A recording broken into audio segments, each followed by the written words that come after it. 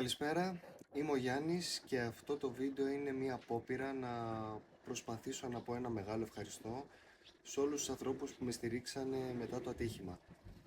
Είναι πραγματικά πολύ δύσκολο να μπορέσω να μεταφέρω την ευγνωμοσύνη που ένιωσα για όλους τους ανθρώπους που αγκαλιάσανε την περιπέτεια που είχα αυτή με την υγεία μου.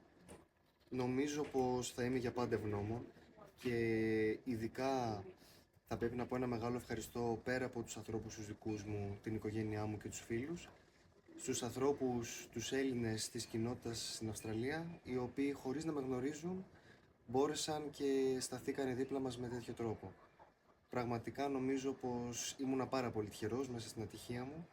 Αυτή τη στιγμή, 4 μήνες μετά από το ατύχημα, μπορώ και περπατάω ήδη με μπαστούνι, αυτοεξυπηρετούμε και είναι θέμα χρόνου να πάω σπίτι μου. Κάτι που δεν το περίμενε κανείς.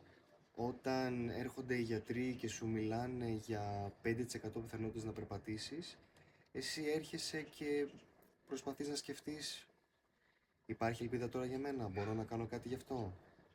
Για καλή μου τύχη δεν σκέφτηκα ποτέ έτσι. Ενάντια σε όλες τις πιθανότητες, 4 μήνες μετά το ατύχημα, μπορώ και παλεύω να έρθω πίσω στην κανονικότητα της καθημερινότητας που είχα πριν από το ατύχημα.